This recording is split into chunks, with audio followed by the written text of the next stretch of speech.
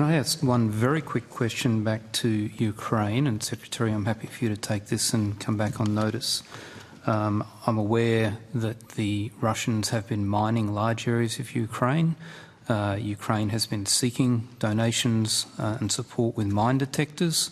I'm aware that Defence has gifted some of the F3 mine detectors they had in stock to Ukraine. There are Australian providers of mine detectors that have been asked by the Ukrainian government, would they provide? What steps are we taking in that area, which seems a pretty humanitarian as well as military measure to be taking to support the government? Thanks, Senator. I'll take that on notice. Thank you. Can I go to the DSR Chapter 12 around CASG and acquisition, please? Just like to ask some questions around the proposed reforms. And VCDF, you may want to come forward for one of these questions. Thanks.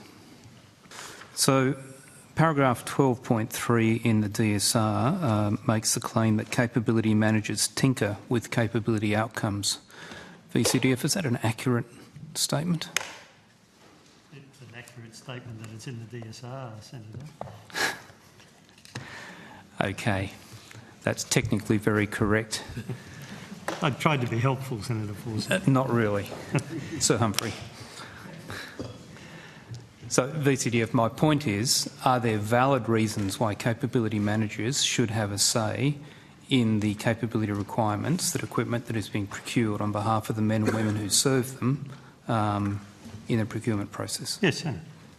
Indeed. So, where a government has endorsed a project and it becomes clear that a capability that is ensconced in an off-the-shelf project doesn't meet a expected capability, is it tinkering or is it a legitimate change for a capability manager to insist on a change in the procurement process even once it's underway?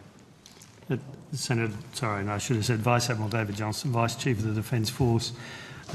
Capabilities, when presented to government, have a cost schedule and scope to them. Those become decisions of government. Changes to any of those three parameters become the prerogative for Defence to provide advice back to the government on. Sure. I just look at previous examples. Tiger helicopter would be a classic where advice was put forward that the Eurogrid system was not compatible with what the ADF used and link should be considered. That was rejected because it was a change to scope, and we all know the consequences for that. So I'd be interested to understand, Mr. Deville, how you're planning to resolve that tension between valid capability requirements and changes to an off-the-shelf product versus the streamlining and acceleration, which is a logical and an appropriate intent of the reform. Chris Deville, Deputy Secretary CASG. I think the key issue in here is how we work very closely with VCDF and who has responsibility for the One Defence capability system and the capability managers in that regard. Clearly ensuring that we understand what those capability requirements are, and as we look for our solicitation, understanding where there may be those gaps and then working within the One Defence capability system, engaging closely with the capability managers, understanding what that need is. Clearly one of the issues that we have that's clearly talked about in the Chapter 12 is the need to move more rapidly as well, making sure that what we deliver to the ADF more generally is relevant to whatever the context in which they're warfighting, and doing that at some speed. So looking at how we work through, looking at those sourcing arrangements, how we consider the capability life cycle. I actually believe that the pre-Gate Zero part of the equation is where CASG needs to play more fulsomely and actually help guide what the art of the possible is in that regard from a commercial, technical, industry perspective. So again, lots of work to be done. I think the DSR gives us the imperative to look at the One Defence capability system, to look at how we engage pre-Gate Zero and to work through that. Sure. And I'll be looking at implementing a range of changes to our policy, our procurement policy in that regard, looking at how we can actually deliver capability at a faster rate, dethatching some of the more complex parts of our Australian defence contracting suite, to be able to support those endeavours. Sure. I'm just conscious of time here. I have about 3 minutes before the Chair winds both of us up, Mr Teeble. The concept of minimum viable capability, do you have a definition for that? Look, we're working through that at the moment. My experience in industry has given me an understanding of what that is and how to go about chasing that. I've started the discussion internally within Defence as to getting that definition and the procurement frameworks that would underpin that. That's work to go. Minimal viable capability for me is how we deliver to the warfighter faster a capability that is relevant to the context in which they're warfighting, and then how we develop that from a threshold level to an objective level over time. There are models that exist in industry to be able to support that, and my intent is to leverage the best of breed through the One Defence capability system and working closely with the capability managers to be able to support that. Sure. So the last part of that paragraph is about assessing whether a minimum viable capability is readily available. Could you take on notice how you envisage that being assessed? So you've got a definition, that's one part. How will you assess it? Who will assess it? If you could take that on notice. Yes, Senator. Paragraph 12.5, similar question.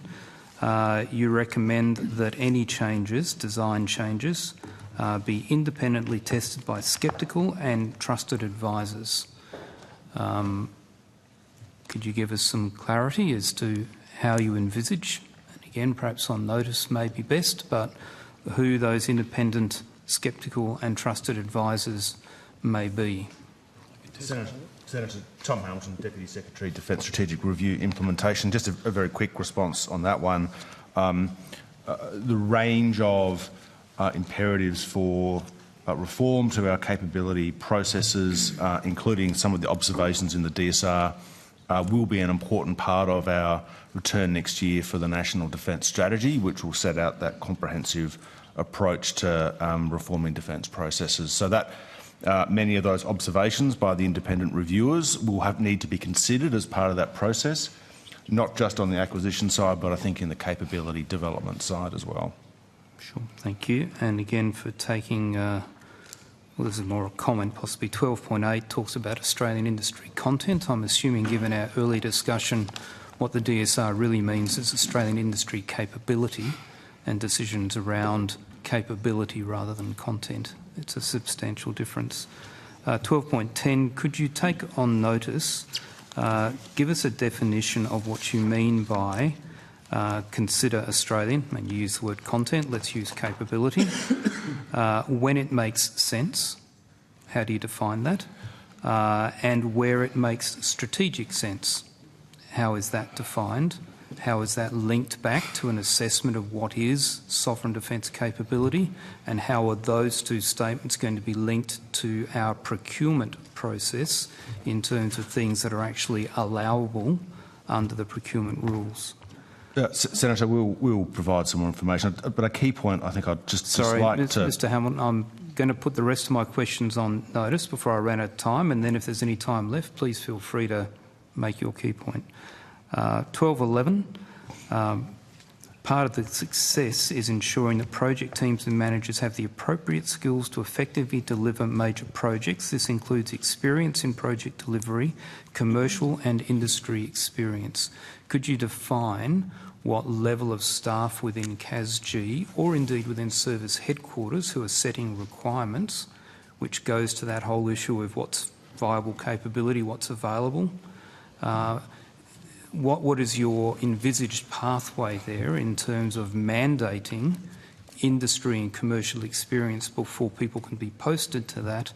And will, as part of that, you be determining actual job specifications for people who are delegated decision-making authority within the capability definition or procurement process, such that we can have an assurance that they have both relevant qualifications and relevant experience?